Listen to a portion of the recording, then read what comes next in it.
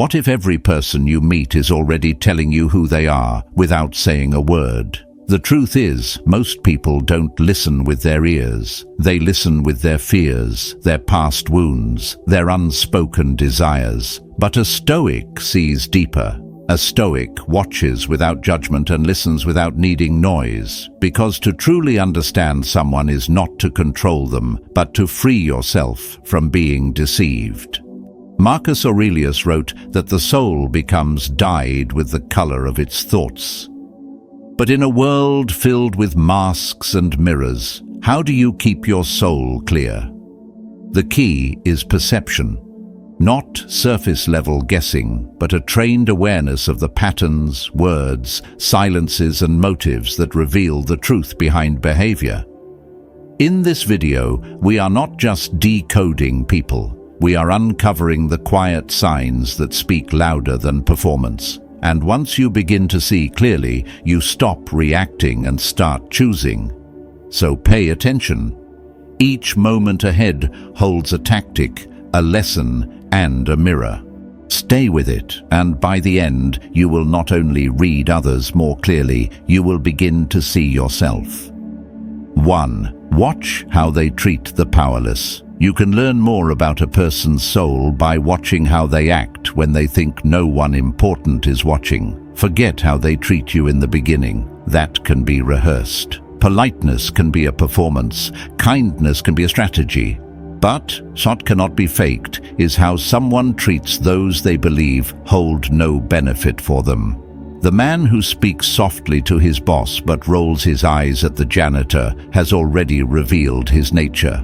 Marcus Aurelius reminded us to observe without judgment, but not without clarity. When someone ignores the one serving them, snaps at the one who made a mistake, or dismisses the quiet voice in the room, they are teaching you something precious. They are telling you what they value and what they do not. The Stoics didn't need personality tests to judge character. They paid attention to action, especially when there was nothing to gain. True strength, real honor, is quiet.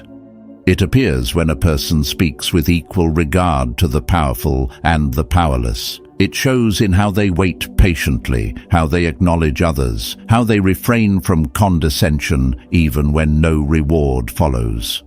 A Stoic doesn't act based on status. He acts based on principle. He treats the unseen as if the gods are watching, because in a way, his own soul is.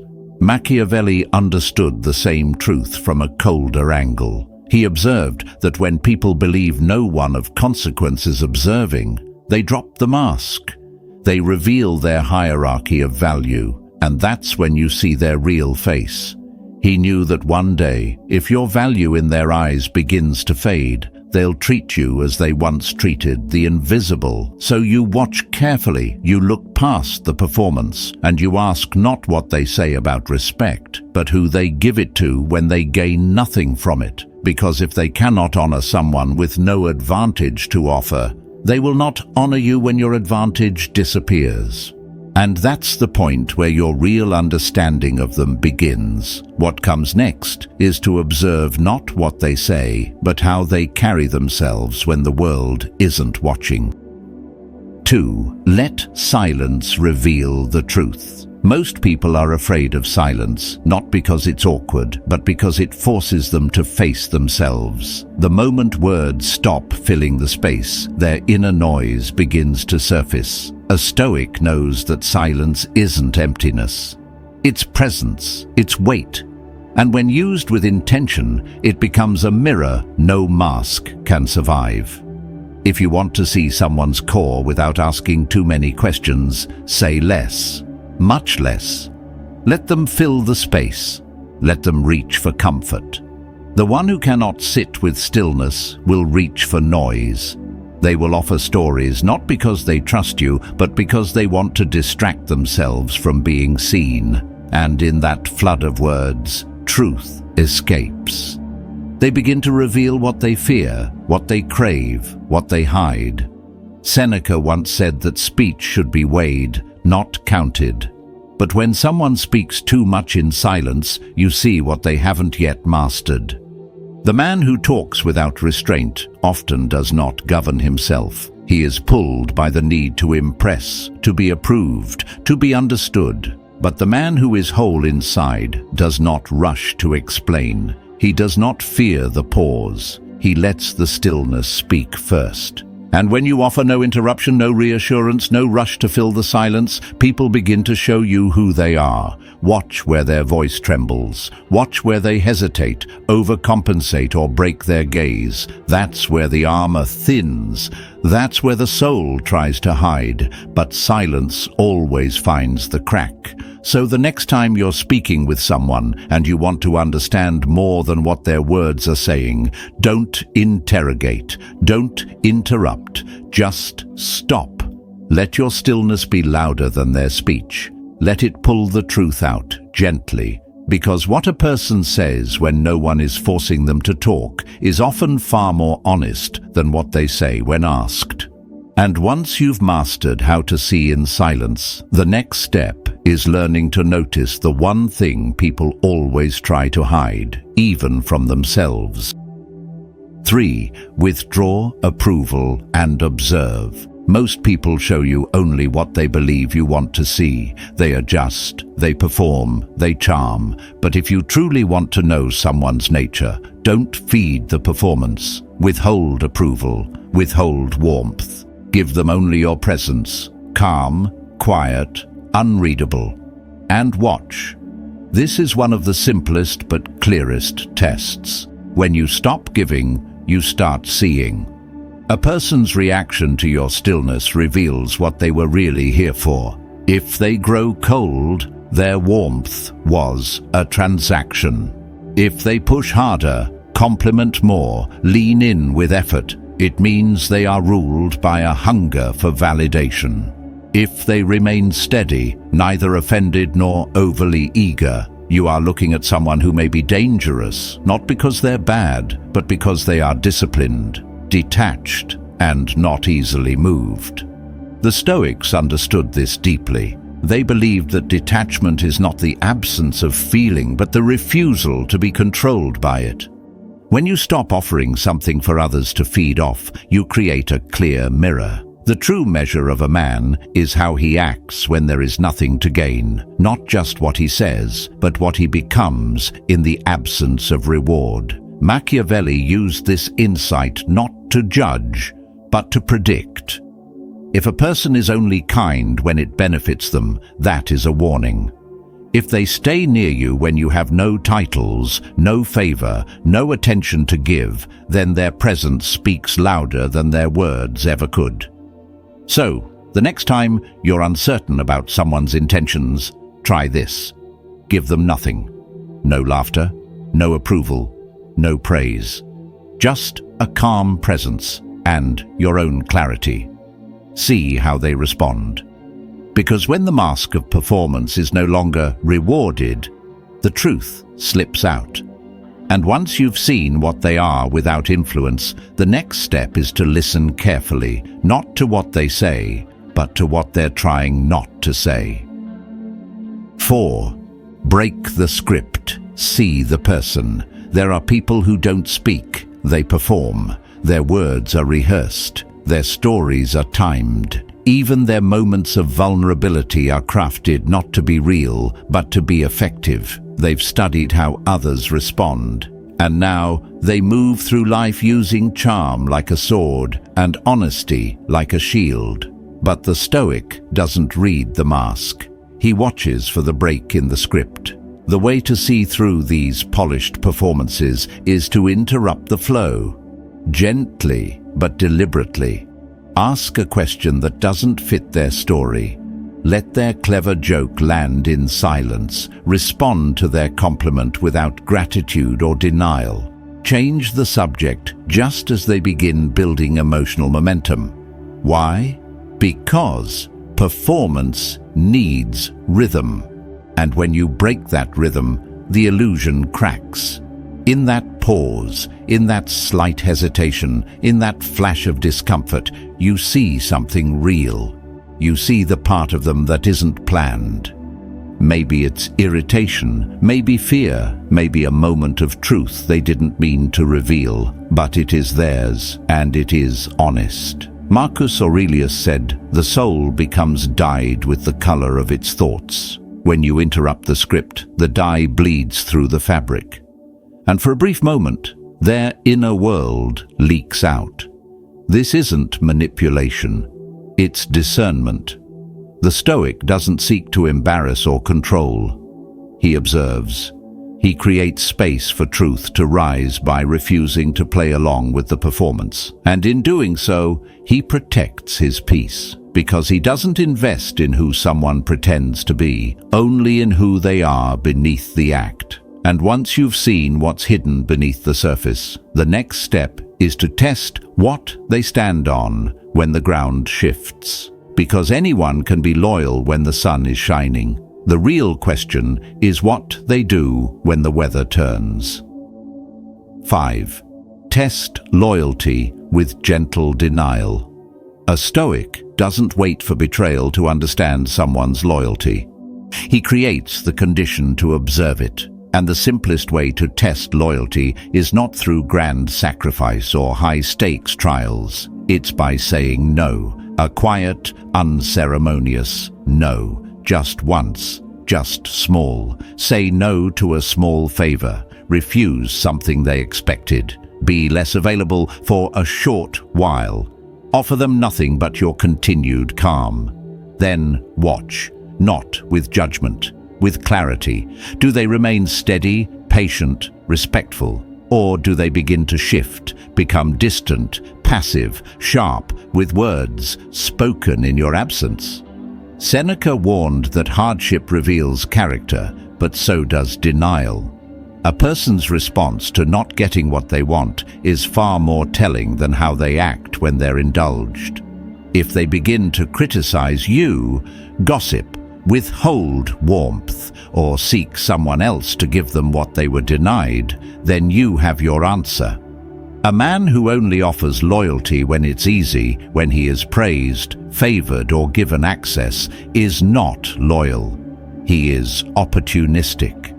And when your value fades, so will he. But the one who stays grounded when you have nothing to offer is the one whose loyalty is built on principle, not gain. This tactic isn't cruel, it's necessary. We test materials before we build on them. We inspect foundations before raising a home. Should we not do the same with people who walk beside us? Loyalty is not a word, it's not a promise, it's a pattern, and it is revealed most clearly when someone is faced with rejection, disappointment, or lack. So, when in doubt, deny gently. Observe quietly. And remember, the smallest no often reveals the largest truth. And once you understand how someone handles denial, the next truth to uncover is how they respond to rejection. Not just from you, but from the world. That is where the deepest motives are buried. 6. Track where their attention goes. Words are cheap. They can be learned, rehearsed, and weaponized. But attention, that cannot be faked. Where a person's eyes rest, what they notice, who they acknowledge and who they ignore, those are the real signs. Because attention is an investment, and what someone invests in shows you what they value. So next time you're in a room with someone, don't just listen, watch. When others are speaking, do they glance constantly toward the person in power? Do they brighten up only when someone influential walks by? Then you are looking at someone who does not serve principle. They serve advantage. If they dismiss the quiet, ignore the ones with no voice or status, you're seeing the soul of a man who respects only usefulness. And what about when they speak with you? If their eyes flick down to their phone mid-conversation, you are not a person in their world. You are a pause in it. If they mirror your tone and gestures a little too perfectly, they're not connecting, they're calculating. True attention is steady, it lingers, it does not scatter when something more tempting enters the frame. Machiavelli understood this well. He did not waste time decoding words. He watched what people gave their focus to. A man who says he values justice but fawns over tyrants. His gaze betrays his allegiance. A friend who claims to care but never notices your absence. Their attention has already left the room. As Marcus Aurelius once reminded us, the soul becomes dyed with the color of its thoughts, and thoughts follow attention. So if you want to know someone's true beliefs, don't ask them. Watch them. Watch what they return to when nothing is pulling them. Watch what pulls them when something better arrives. If you've ever noticed someone's attention reveal more than their words, comment with "I've seen it" below. 7. Reveal a fake flaw. Watch the response. There's a quiet test that tells you more about a person's heart than any conversation, and it begins with an illusion. You tell them something that sounds like a flaw, something small, something believable, but not something true. "I overthink things sometimes," or "I'm not great at confrontation," or "I used to trust people too quickly." Then you wait. That's all. Just wait. Some people will do nothing. They'll hear it, nod politely, and carry on. That means either respect or caution. Either way, they've chosen restraint over reaction. Some will take that tiny admission and return the favor. They'll share something of their own, something real. That is a signal of trust, or, at the very least, a desire for it. But others, and this is where the test matters, will take that supposed weakness and store it for later. You'll hear it again when you least expect it, turned into a joke, a jab, or a quiet judgment. Why does this matter? Because how someone handles perceived weakness tells you how they'll handle you when you're vulnerable. And every man, no matter how strong, has a moment of weakness. The Stoics knew this well. Epictetus said, "No man is free who is not master of himself." And mastery includes knowing who you can let near your more fragile parts. By offering a fictional weakness, you are revealing nothing of value about yourself, but you are learning something of immense value about them. Do they protect what sounds like a wound, or do they reach for it as a weapon? This tactic is not deceit, it is wisdom. The same way you test a bridge before trusting it with your weight, you test people before trusting them with your truth. If they fail such a simple test, imagine how they'll act when the stakes are real. So try this. In a calm moment, offer a false flaw. Then watch, not just what they say, but what they remember, how they store it, and how they use it. If they throw it back at you later, even as a joke, you've already seen enough. If this part of the test surprised you, comment "Noted" below, and don't forget to subscribe if you want to keep sharpening your inner perception, because up next is perhaps the clearest test of all. Not how they respond to your words, but how they define themselves when no one asks them to. 8. Make them wait. Let time speak. There is no clearer window into someone's character than how they behave when things don't move on their schedule. We live in a world addicted to speed, fast replies, instant attention, immediate validation. But the Stoic isn't rushed. He watches. He lets the clock speak. When you delay your reply to a message, when you're vague about a meeting, when you take a little longer than expected to return something someone wants, you're not playing a game. You're inviting the truth to surface. The man who believes he's owed your time will show his expectation. He'll prod. He'll guilt. He'll turn cold, or worse, try to manipulate with silence of his own. But the one who remains calm, the one who adapts without complaint, the one who doesn't shrink or swell when plans change, that is a man who has learned to wait without losing himself. Marcus Aurelius wrote, "How much more grievous are the consequences of anger than the causes of it? And nothing provokes anger in the impatient like being made to wait." Machiavelli studied this not just for loyalty, but for depth. The surface can lie, but time uncovers what urgency conceals. The person who cannot endure delay will not endure hardship. And the one who fractures under slow disappointment will collapse when pressure truly builds. This is why you make them wait, not to punish, to observe. Time is a tool. Delay is a chisel. It chips away performance and reveals structure. So, if you truly want to understand someone, don't give them what they want too soon. Let the silence stretch. Let the gap widen, and watch who stays composed, because once you've seen how they handle time, you're ready to watch something even deeper. You're ready to observe who they're becoming, simply by who they imitate.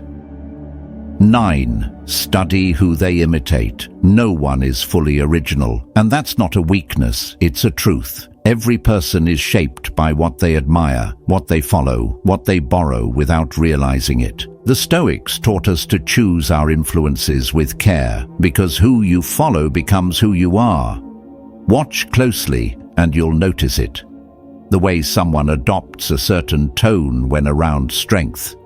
The way they mimic the clothing, the posture, the vocabulary of someone they secretly place above themselves. This is not coincidence, it is self-reveal.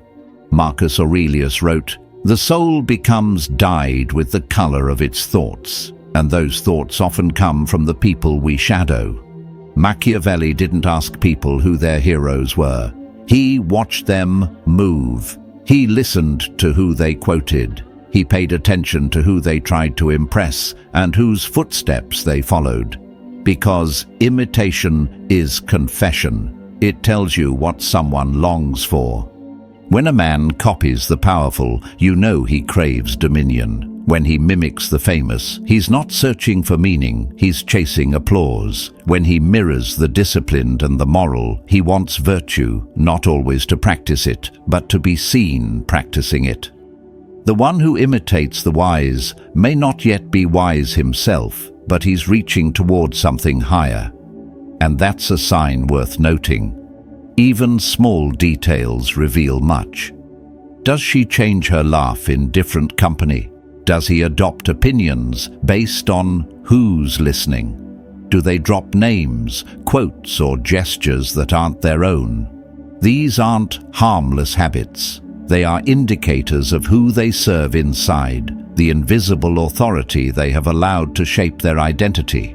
And in truth, we all serve someone. But the question is, do they serve what uplifts them or what flatters them? Do they borrow from people of substance or from those who merely shine? If you observe someone long enough, you'll see the outline of their idol.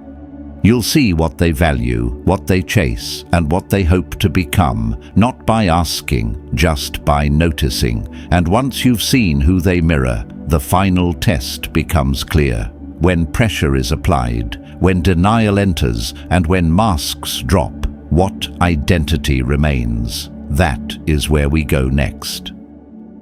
10. Trigger envy. Watch for the flicker. Some truths don't announce themselves. They flicker, quick, fragile, unguarded, and nothing causes a flicker like envy. Most people won't admit it. They'll dress it up as indifference, concern, even support, but you can feel its tension if you're still enough to see it.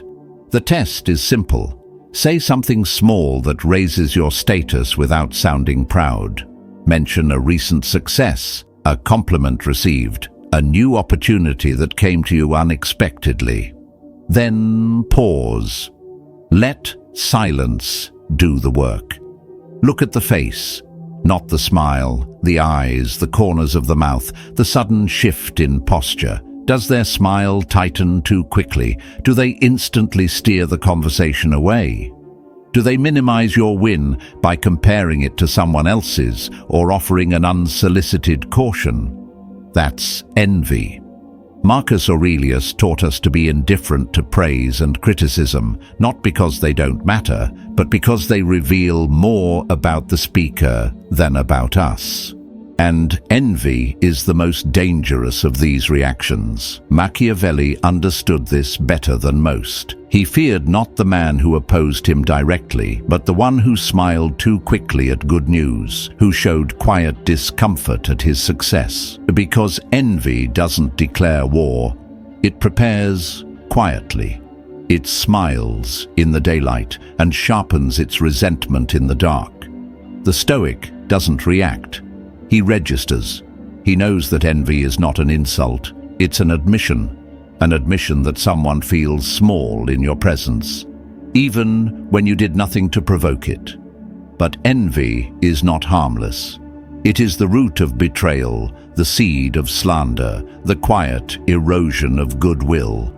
So observe closely, not out of suspicion, but out of discipline. The moment you see that flicker, the twitch of discomfort behind the mask, you are not meant to fight it. You are meant to remember it. Because the man who cannot celebrate your rise will never protect your peace.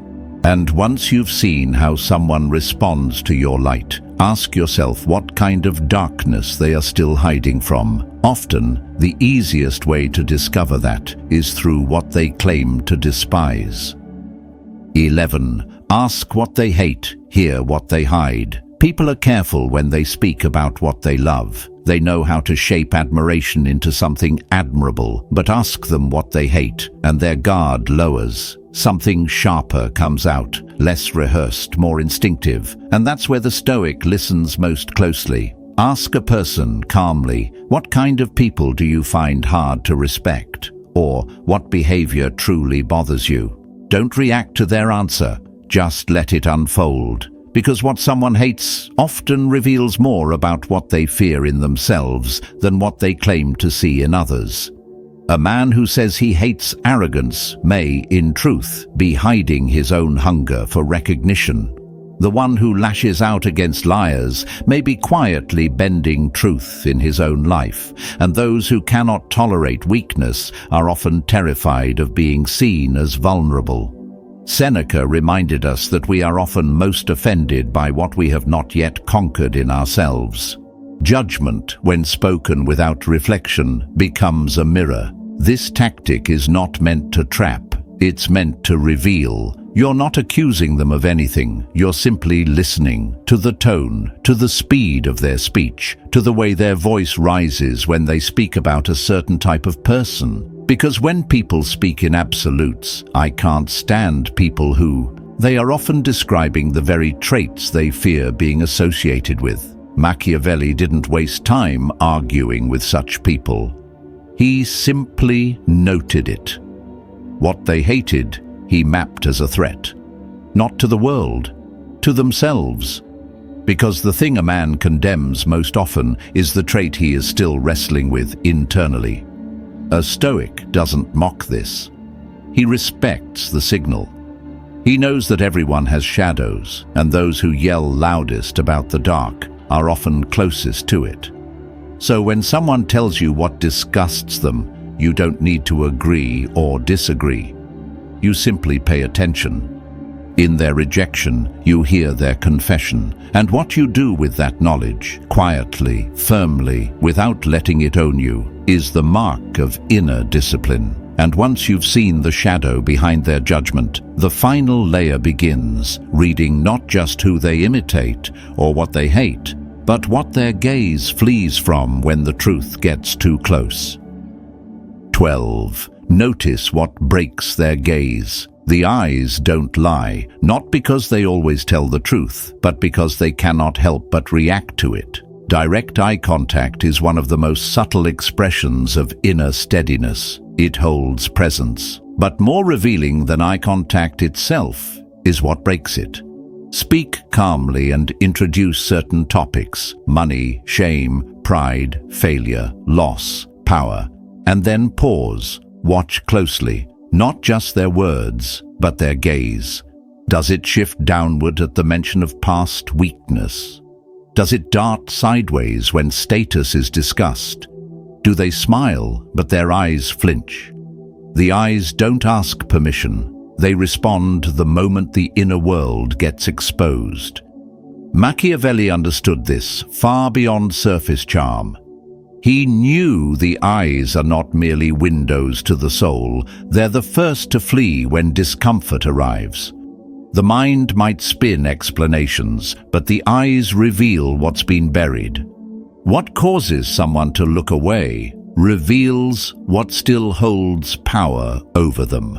A Stoic doesn't chase answers. He invites them to arrive on their own. This tactic isn't confrontation, it's observation. When someone's eyes shift unexpectedly, that's not a random movement. It's a retreat, a quiet signal that something in your words touched a pressure point. And once you've seen what their gaze avoids, you're ready for a different kind of insight. One where you stop watching them and start shaping what they see in you. 13. Become their uncomfortable mirror. Every person wears a mask, some for protection, some for approval, some out of habit. But the surest way to make that mask slip is not to pull it off, but to reflect it, slowly, silently, stoically. Machiavelli didn't force people to reveal themselves. He made himself the mirror that showed them who they were. By subtly matching their tone, posture, or pacing, without imitation or mockery, you return their energy to them. And most people cannot hold that reflection without reacting. Mirror their calm and see if they rush to fill the silence. Mirror their charm and notice if they shift toward dominance. Mirror their vulnerability and watch whether they offer real openness or turn mocking. The moment someone sees themselves in you, their instincts take over. That's when the act becomes unstable. The Stoic reads energy, not performance. And energy always reveals more when returned than when absorbed. When someone is grounded in truth, seeing themselves echoed won't disturb them. But when they are hiding, pretending, calculating, then your calm reflection unsettles them. Not because it threatens them, but because it unmasks them. This is why becoming the mirror is so powerful. It doesn't provoke defensiveness through argument. It provokes revelation through alignment. It doesn't accuse, it reflects. And those who react strongly to their own image are often the ones most disconnected from it. Use this tactic sparingly and with purpose. A mirror is only useful when polished, and the Stoic doesn't reflect chaos. He reflects intention. And what you reflect in this moment prepares the ground for the final insight, the one that reveals the system they run on beneath all appearances. 14. Disarm with respect, cut with clarity. Most people brace for judgment. It's how they enter conversations, guarded, prepared with excuses, answers rehearsed, and a mask carefully adjusted. But the Stoic doesn't meet resistance with force. He meets it with unexpected grace. Machiavelli, in his cold brilliance, understood this better than most. He began not with confrontation, but with praise, and in that he found the opening others missed. Start with sincere respect. Acknowledge something thoughtful they've said. Compliment their ability to reason. Mention a strength they rarely hear noticed. Even if the moment feels small, that gesture disarms. When people feel seen without being attacked, their armor loosens. And that's when you ask the question they didn't see coming. The one that steps past their story and touches something raw. You might say, "You seem incredibly composed. When did you learn to wear that calm like a shield?" Or, "You clearly think through every move. What fear shaped that habit?" These aren't accusations. They're precise observations. And because they follow respect, they land deeply. A person will reveal far more when they feel admired than when they feel challenged. Respect becomes the key. But clarity is the blade. The Stoic studies people not for amusement, but for protection, not to judge their personality, but to understand their patterns. Once you see what someone hides, fear of being left, need for approval, obsession with control, you no longer move through guesswork. You move with intent. If someone fears being forgotten, distance becomes your tool. If they chase praise, silence becomes your mirror. If they need to dominate, unpredictability becomes your advantage. And if they conceal harm behind politeness, then you already know how to protect your peace or where to press if needed. Reading others isn't about dominance, it's about discernment. And when respect opens the door, observation walks through it without being noticed. Because now, you're no longer reacting to what they show, you're choosing how to use what they never meant for you to see. Read Archetypes, but name no one. The Stoic watches quietly and acts with precision. He does not slap names on people. He reads them, observes their patterns, and chooses his response. Machiavelli followed the same path, not because he lacked judgment, but because he understood something deeper. Labels create resistance. Say someone is manipulative, and they'll argue, but see it, adapt, and never name it, and they will never know they've been seen. You don't need to say, he seeks approval. Just notice how praise guides his behavior. You don't need to call someone power-hungry. Just watch how they scan every room for advantage. These aren't insults, they're frameworks, archetypes of behavior that let you move through the world with eyes open. Some people are masked pleasers, eager for validation, but volatile when denied. Others are silent climbers. They appear loyal, but study power gaps for the moment to rise. There are fragile minds wrapped in brilliance, useful but unstable if not carefully balanced. And some are loud defenders, always explaining, always correcting, always hiding something behind the noise. You never confront these roles, you simply adjust. Watch how they respond to hearing no. That's the clearest Stoic measure. Deny them a small expectation, a favor, a compliment, your time, and step back. The grounded will remain centered. The untrained will shift, react, reveal. Because real character is not shown when people get their way. It's shown when their will is quietly denied. Now listen more closely. People don't just act. They position. Every word spoken in your presence has an aim, even if they don't realize it. So, ask yourself, who are they performing for? You, a group, someone not in the room. Watch their glances, their jokes, their tone. Once you know who they want to impress, you know who owns their loyalty, and it may not be you.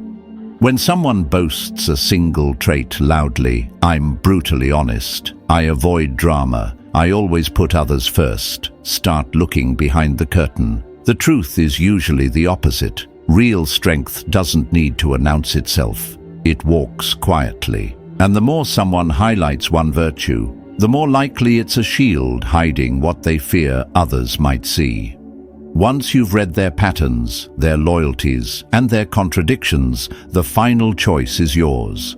Do you meet the mask, or do you move the person behind it? Because from this point forward, you're not just reading others, you're steering the conversation they believe they started. The real mastery begins not when you read others, but when you read yourself through them. See too much, and you risk forgetting compassion. Influence too easily, and you risk losing your soul. The wise know when to observe, when to act, and when to walk away. If this spoke to something in you, comment "Clear Vision" below and subscribe to keep sharpening your perception. You're just getting started. The next insight may change how you see everything.